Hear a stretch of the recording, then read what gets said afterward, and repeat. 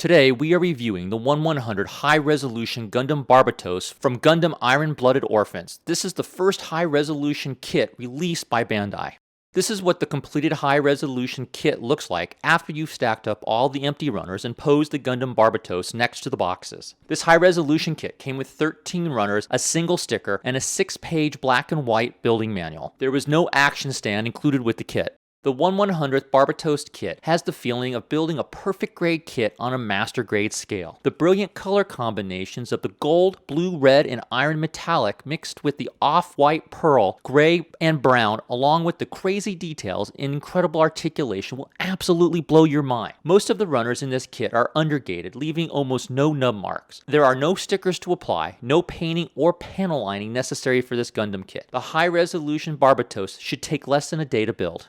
This is one of the few kits that Bandai warns builders of the risk of damage to the inner frame on page 3 of the manual. Unlike high-grade kits or master-grade kits, this inner frame of the Barbatos is pre-built. Bandai has incorporated a lot of metal die-cast parts that makes the Barbatos inner frame extremely stiff. This inner frame has the feel of a Gundam metal build figure. The 1/100th inner frame is part die-cast and part plastic. The most notable feature of the inner frame is all the working pistons and gears.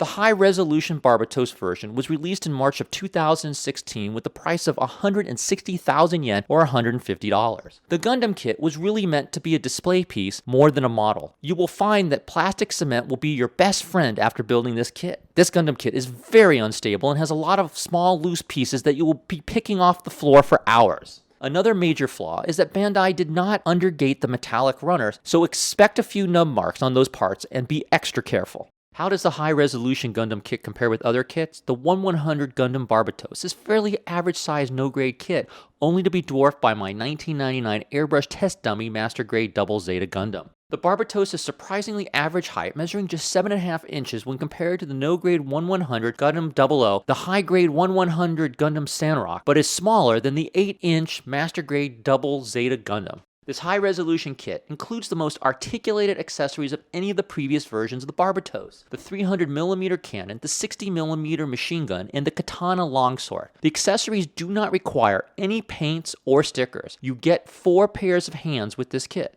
These are the tools I used to build the high-resolution Barbatos for this video. My main go-to tool is the orange Xeron 2175 ET Professional Sprue Cutter. I use the Xeron to cut models that have thicker runners. The Blue God Hand Ultimate Nipper 5.0 gives you a nice clean cut without damaging the plastic and leaves tiny nub marks. I have several nippers and cutters that I use depending on the thickness of each of the plastic runners. After I cut pieces from the runners, I use my Tamiya design knife to shave off the rest of the nubs.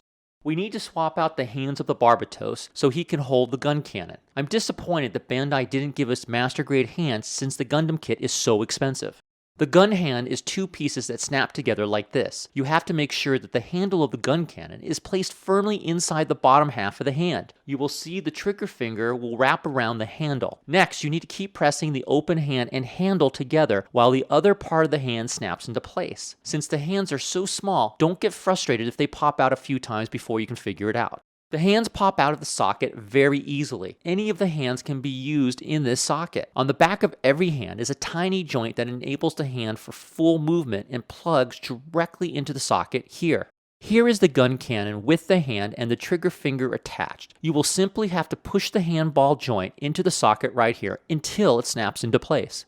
The gun cannon is easy to pose once you have the hand attached. The weight and size of the gun cannon will not be a problem since the arm and shoulder joints are very stiff. Unlike a lot of other kits, there are no loose joints to worry about in this Gundam kit. The backpack of the Barbatos is used to store the katana longsword and the gun cannon weapon. It is easily detached by pulling it off. The backpack is highly articulate with a white and gray and brown colors. These pegs here are used to snap into the 2 holes on the back of the Barbatos. Unfortunately, you will have to get used to the random loose parts falling off of this kit. Reattaching the backpack is smooth, quick, and requiring just a small push. Each side of the backpack has extendable sliding latches to hold the weapons. In addition, each pod has extendable arms to help support the gun cannon when recreating scenes with the Barbatos model.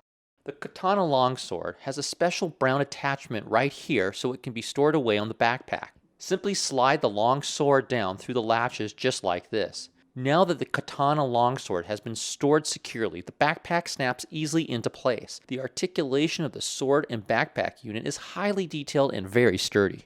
The 300mm gun cannon's barrel slides out and has a small swing joint to fold the barrel back against the gun stock so that it can be attached to the Barbatos' backpack unit. The connector for the backpack unit is the black plastic part right on the top of the gun cannon. The small brown odd-shaped latches have been slided upward so that the gun cannon can slide right into the backpack unit for storage. Both weapons are locked into place and you don't have to worry about any loose pieces here. The backpack unit will plug onto the back of the Barbatos with a light push of the hand. This version of the head of the Barbatos is slightly different than the previous versions of the high grade and the 1/100 no grade scale. The head can move up, down, and side to side, but lacks a full 360-degree movement. I have lost count how many times the V-fin has fallen off and trying not to lose it. The side waist skirts can move up and down. The front waist skirts can move up and down too. One word of caution is that the waist skirts parts can and will literally fly off of the waist when playing with them. The shoulder armor has limited movement, only to pivot up and down. The reason is the shoulder armor sits on top of a small ball joint of the inner frame. The shoulder armor is attached to a heavy die-cast metal frame part that snaps into the shoulder ball joint. This limits its range of motion. It is easy to snap back into the inner frame. One of the main differences between the high-resolution kit versus master grades or high grades is the pre-built inner frame. Let me demonstrate just how stiff these joints are on the 1/100 Barbatos. Watch as the arm pops off of the joint as I try to lower and move the arm. The shoulder and torso armor on the Barbatos is easy to remove from the inner frame. Now you get a much better view of the amazing articulation and details of the pistons and moving joint parts on the inner frame. The blue torso plate is delicately attached to the shoulders with 6 tiny plastic joints. The torso and waist have very limited movement backwards, forward, and side to side due to the stiffness of the inner frame. You can see the die-cast pistons in the waist move as I twist the Barbatos. Watch the shoulder piston pop out of the cylinder as I rotate the arm and shoulder to show you the limits of movement when you have the armor attached. The shoulder pistons and joints have a limited range of motion. You can see just how fragile these plastic pieces really are. You can rotate the shoulders and arms a full 360 degrees, just not with the piston's fancy torso joints and a few of the torso armor attached. A lot of the pistons and joints are meant to be for show only on a fully built and armored Barbatos kit. The arms can have a full range of motion and also rotate 360 degrees. There are fully working pistons in the elbow and on each of the arms. The articulation in the frame and armor of the arms are superb. The range of motion, details, and color are truly stunning and allow for greater posability. The inner frame and armor of the legs are highly articulate with lots of working pistons. The legs, like the rest of the inner frame, are also very stiff and much easier to pose than the arms and shoulders. Each leg is double jointed, allowing for greater freedom to recreate the scenes of the Iron-Blooded Orphans series with the Barbatos. It's really cool to watch the joints and pistons in the feet move together as you bend the feet and rotate the ankle joints. The feet armor almost never stays on and always falls off. Big surprise there. There are 3 sets of pistons on the feet, but only 2 actually work. There is a lot of articulation on the feet to my amazement, including the 2 separate ankle joints. You can rotate and twist the ankle just like a normal human foot. The pistons will move up and down in the cylinder while you manipulate the ankle into several different poses. This kit has more than its share of flaws, but any Gundam kit that can do a ballet split like this high-resolution Barbatos gets a thumbs up. It may be hard to pose with all of its armor on, and yes, you will be picking up a ton of Barbatos parts from all over the floor, but at least you will get some awesome poses from this Gundam kit.